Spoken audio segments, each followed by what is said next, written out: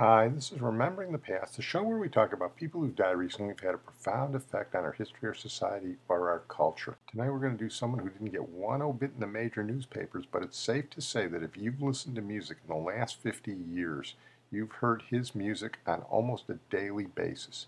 He had more hits than the Beatles and the Rolling Stones combined by far. He played on over 500 songs that were hits for country or rock performers, and no one knows how many others. It's Joe Osborn, who died recently at the age of 81. In my mind, the best bassist in rock music. He was a bassist for the Wrecking Crew, the Los Angeles studio musicians who played for everybody from Sinatra to Simon and Garfunkel. There are two bassists that stand out in the Wrecking Crew above all others. One is Carol Kay, and she gets a lot of note today because she was the only female member of the Wrecking Crew, and she was great, don't get me wrong. She was a superlative bass player. She came up with the bass line for The Beat Goes On and Mission Impossible. And the other was Joe Osborn, and you're going to hear some of the songs that he played on, only a small fraction, and I'm going to try and emphasize the bass lines, and you will get an idea of how amazing he was. It's a travesty that he didn't get more notice when he died, and of course YouTube is certain to shut down some of the songs I'm going to play. I hope they don't shut down too many. Joe Osborn was from Louisiana, and he didn't even start out to be a bassist, but he picked it up when he was a backup country musician in the 50s, and he was one of the first people to use a pick to play the bass.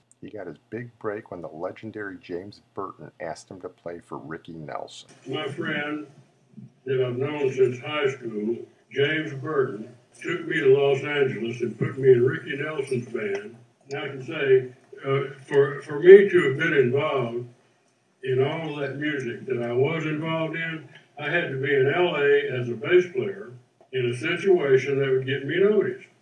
Well, James put me in that situation with Ricky Nelson's band, and that was the door that took me to all that music.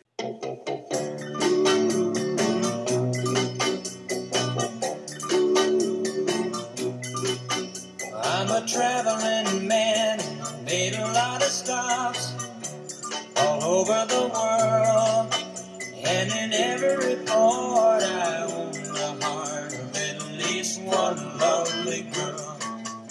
Hey, you're playing for Ricky Nelson in the early 60s, and you're good, you're going to get noticed because everybody knew that Ricky Nelson had people around him who knew music. One of the guys who took notice was Johnny Rivers, another guy who knew a lot about music, and he was the featured act at the Whiskey A Go-Go in 1964, and that was the epicenter of rock and roll in Los Angeles. He asked Joe Osborn to play backup for him. Joe Osborn played on some of his great songs like Memphis and Maybelline. I'm just going to play one that I like his bass on. Where have all the flowers gone? Long time passing. Where have all the flowers gone? A long, long time ago. Where have all the flowers gone? Young girls pick them, everyone. When will they ever learn? When will they ever learn? At the Whiskey A Go-Go, Joe Osborn got noticed by two other people. One of them was Lou Adler, the big up-and-comer. He found out that Joe Osborn was the bass player on Travellin Man, and he said that was the first record he ever heard that he noticed the bass line. So he asked Joe Osborn to play with this new group he'd put together, the Mamas and the Papas. Joe Osborn played on a lot of iconic records. We're going to skip to a couple of them in a minute, but this is one of them. Check out his bass accompanying Bud Shank's flute.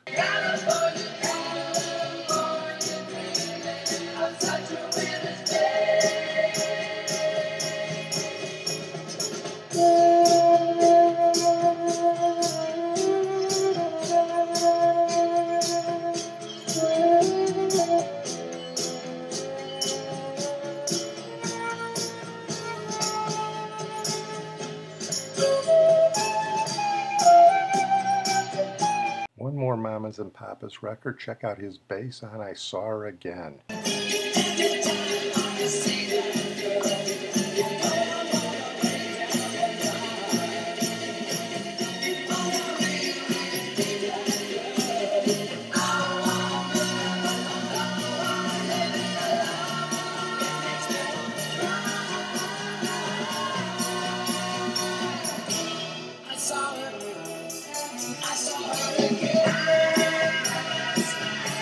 said that two people noticed Joe Osborn in those Whiskey Go-Go days. Besides Lou Adler, there was Hal Blaine. And I think it's safe to say that Hal Blaine was the greatest rock and roll drummer of all time. Played on 8 or 9 records of the year. And Joe Osborn played real well with him on those Mamas and Papas records. So Hal Blaine asked Joe Osborn and another great all-around musician, Larry Knechtel, to become studio cats with him in what became the Wrecking Crew. And from there, Joe Osborn's future was guaranteed. I said he played on some iconic records. Here are 2 of them.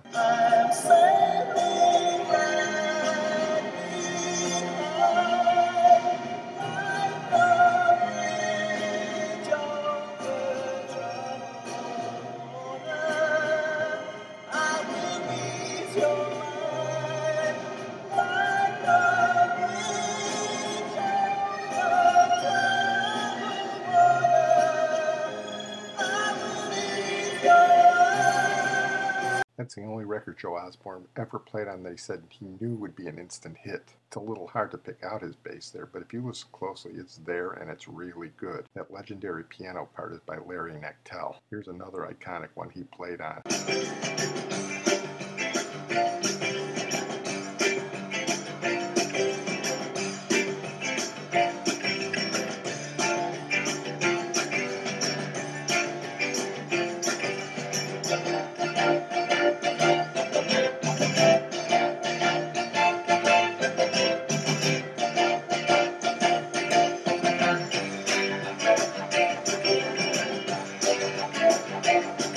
That, of course, is the bridge to Richard Harris's version of MacArthur Park, and his bass is featured prominently. We talked about MacArthur Park in detail when we did the Donna Summer podcast. If you recall, that was the song that the association decided that they did not want to sing. Probably a fatal career move for them. But Joe Osborn played on almost all the association hits, and here are 2 where he's featured prominently.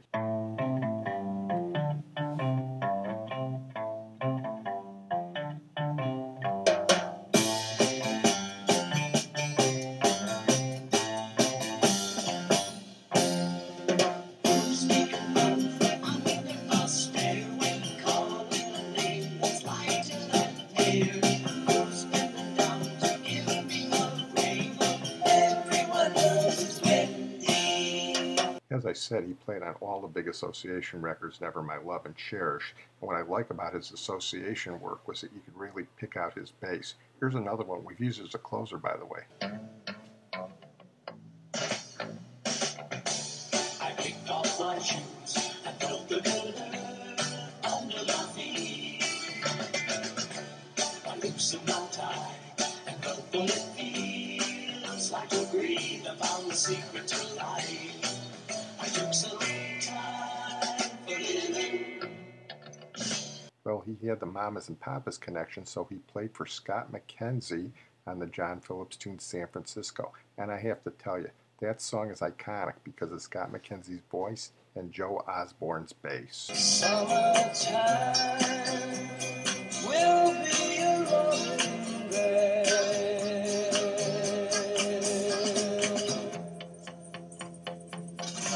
If you come to San Francisco,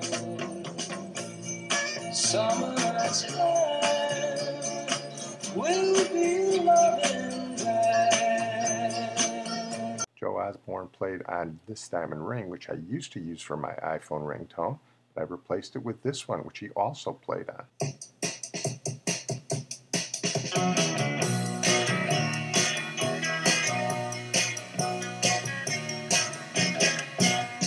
Time I fall asleep till the morning comes, I dream about you, baby.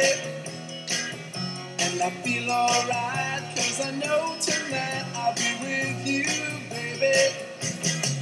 Some of his most distinctive bass work was done for Tommy Boyce and Bobby Hart. Some people call these throwaway records, but you can hear the genius if you listen. Oh, yes, I wonder what you doing tonight.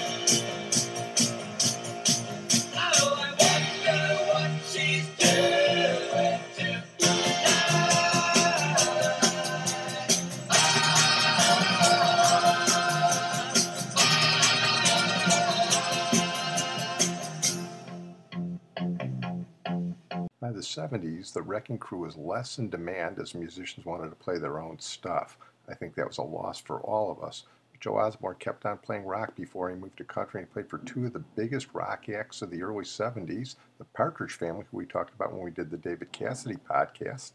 I'm sleeping and right in the middle of a good dream. Then all at once I wake up from something that keeps knocking at my brain.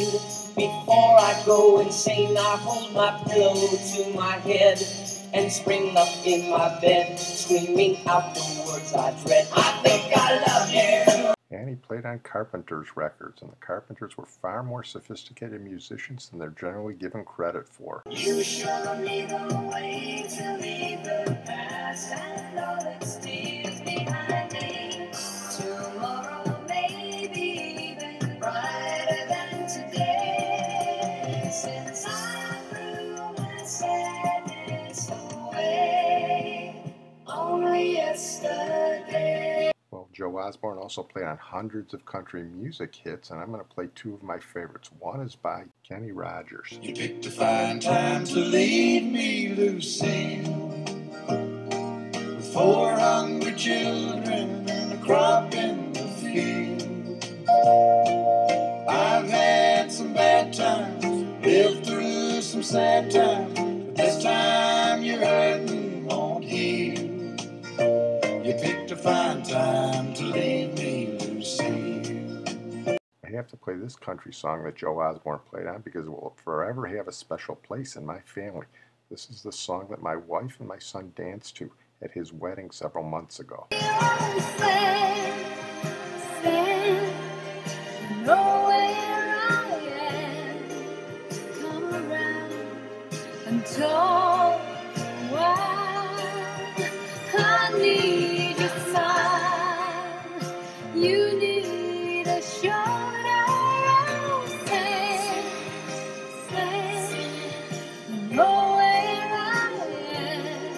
That's for you, Mom and Son. Before I close, I want to mention that Joe Osborn played on all the Fifth Dimension records, and this was one of their first ones. It's a cover of a song written by John Phillips for the Mamas and Papas. Listen to the opening bass. It may be the best opening bass on a rock song I've ever heard, and it goes unnoticed because it's only a few seconds long, but this is the essence of rock and roll bass.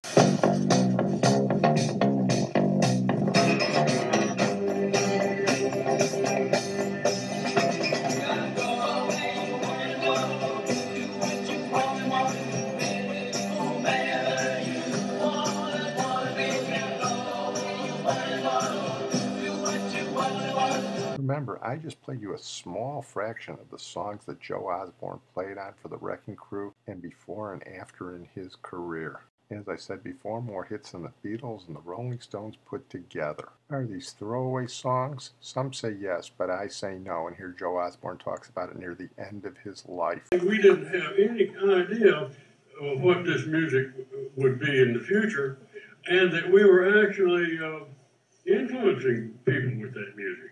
I've had bass players come up to me and say, I've been making a living playing the bass for 30 years, and you're the reason I started. Well, that's moving to know that we actually influenced people with what we were doing. We had no idea that was going on. Well, I'm going to close on that note. I want to thank my producer and IT genius, Sid Tepps. Was Joe Osborn the best bassist of the generation? Maybe, maybe not. But he was certainly the most prolific and most influential. As I said before, hundreds and hundreds of top hits for both rock and country. As a closing tribute, we're going to play a little bass line from one of the pieces he was most proud of. We played the beginning of Aquarius a couple weeks back when Galt McDermott died, but I don't think Galt McDermott envisioned the genius of Joe Osborn in the second part, Let the Sun Shine In. And hear the part that you played well and that sounds good. It's the most gratifying thing to me there is.